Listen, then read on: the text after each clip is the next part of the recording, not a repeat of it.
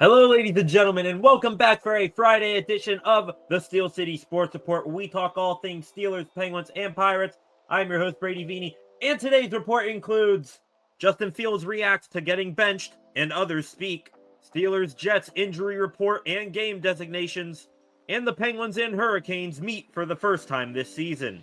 As always, please be sure to like, comment, and share this video, as well as subscribe to the channel. Now let's get into the first news story of the day. Justin Fields reacts to getting benched, and others speak. On Thursday, media inside the Steelers facility had their first opportunity to speak with quarterbacks Russell Wilson and Justin Fields, following the announcement that Wilson is in consideration to start against the Jets this Sunday night. Beginning with Fields, when talking about possibly losing the starting quarterback job, he responded, "I don't think I played, good enough if I'm being real with you. If I'm being real with myself. I think if I did play well enough, I don't think there would be any sort of who should be playing, who should not. At the end of the day, we got a few wins. Of course, I'm glad about that. But there's areas that I could be better at, and I'm just going to continue to work on those, and it's going to be better." Fields couldn't have answered that question any better, as it shows he has a lot of humility and shows why his teammates love him. He could have easily complained about getting benched after a 4-2 start to the season and putting up 30-plus points last weekend. Instead, he is going to use this time to get a different view of the game and learn from it, so he is even better when he gets back on the field. As for his play, I think we all can agree that Fields is being too hard on himself. Fields' worst game from this season is equivalent to or better than the best game of one Kenny Pickett or Mitch Trubisky from last season. His teammates feel the same way in that he is being too hard on himself. Here is running back Najee Harris talking about Fields. "He got to do the same thing that Justin been doing. Justin been doing a great job for us. This is the best start that I think I had throughout my years being here." So, I saw some comments that Justin said about not doing the best that he can. I think that he did the best he possibly can. I think he did a really good job. Just saying publicly that we're all proud of him. Don't be so hard on yourself. We got your back. I got your back. But, I think all 11 of us got to pitch in and being there because we need both of them for sure.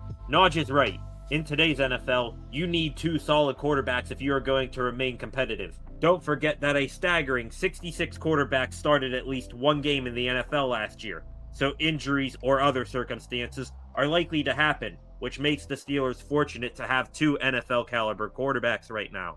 As for Wilson, he was asked about how to navigate any potential awkwardness in the quarterback room with a switch looming, saying, "I went through a challenge last year, kinda unexpected along the way, and that was challenging itself.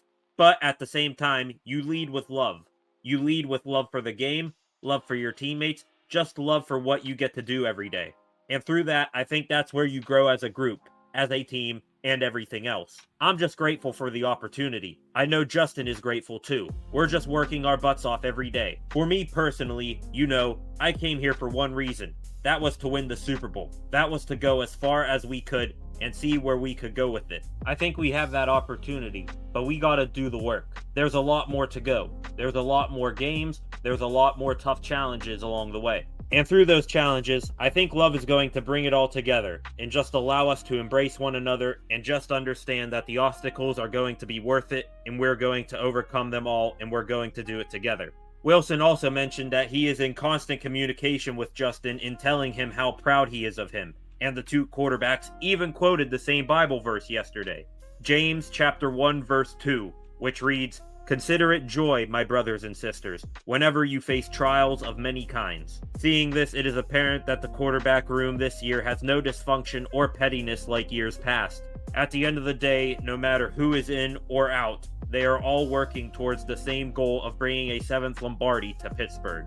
Steelers Jets injury report and game designations. Well, here we go, ladies and gentlemen. The Steelers are once again on Sunday Night Football as they take on the New York Jets in Acrisure Stadium. Here are some final notes on the matchup as well as game designations for injured players.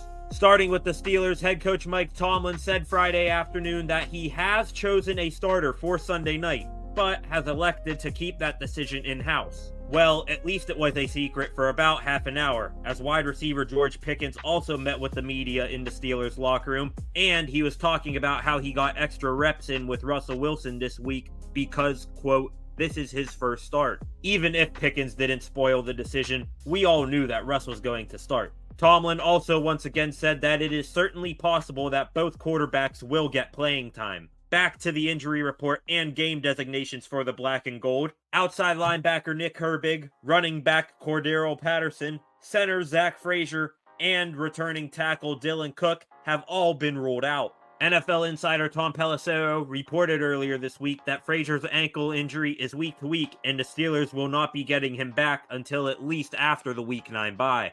Defensive tackle Montravius Adams, who is dealing with a knee, was added to the injury report Friday, and is listed as questionable, along with rookie wide receiver Roman Wilson, who was added to the list on Thursday with a hamstring.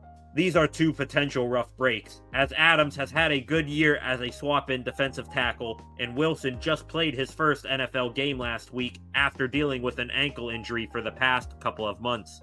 Three names who have been out the past few weeks, but are now returning, are safety DeMonte Casey, outside linebacker Alex Highsmith, and tight end Michael Pruitt. All other names on this list do not have game designations and are playing.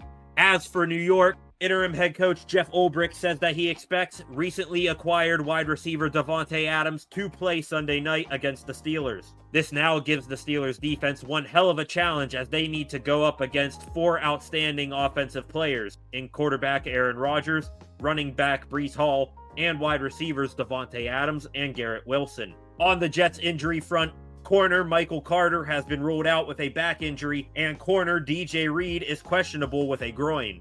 With safety Chuck Clark going on the Jets IR earlier this week, should Reed be out along with Carter, that'll be 3 out of 5 starters for New York's secondary out. Also being labeled as questionable is linebacker Chaz Surratt with a heel, and starting tight end Tyler Conklin with a hip. All other players on the Jets' Friday injury report, and boy are there a lot of starters there, do not have game designations and will play, including wide receiver Mike Williams, who has been linked to the Steelers in trade rumors this week. One final time, kickoff for Steelers-Jets will be at 8:20 p.m. Eastern Standard Time on Sunday night. And finally, the Penguins and Hurricanes meet for the first time this season. Tonight, the Pittsburgh Penguins wrap up their 2-game homestand against the Carolina Hurricanes before the team heads on a 4-game Western Canada road trip. Last season, the Pens and Canes split their season series, with the home team winning in all 4 matchups. However, this isn't the Hurricanes of last year, as Carolina lost some key players in free agency this past offseason in forward Teuvo Teravainen, defenseman Brett Pesce, defenseman Brady Shea, and goaltender Antti Raanta. The Canes also let walk out the door trade acquisition from last year and former Penguins forward Jake Gensel. There were no changes to any of the Pens' offensive lines or defensive pairings during this morning's skate. Head coach Mike Sullivan confirmed that Yoel Blomqvist will be in net tonight for the Penguins. I couldn't be more ecstatic over this move to stick with the hot netminder, especially when you look at Jari's career stats against the Canes. In 8 career games against Carolina, Jari has a 1-4-3 record with a .339 goals against average and a .905 save percentage. The starting goaltender for the Hurricanes tonight is Frederik Andersen, who has a 6-5 record all-time against the Pens, including a 1 goal allowed on 35 shot performance last season. Puck drop for tonight's Metropolitan Division matchup is at 7:07 p.m. Eastern Standard Time and can be viewed on Sportsnet Pittsburgh or NHL Network. And with that, ladies and gentlemen, that wraps up a Friday edition of the Steel City Sports Report. Again, please be sure to like, comment, and share this video, as well as subscribe to the channel. Please join me back here on Sunday night in case I go live for Steelers-Jets. If not, thank you all for watching, and I will see you guys back here on Monday with some more Pittsburgh sports news.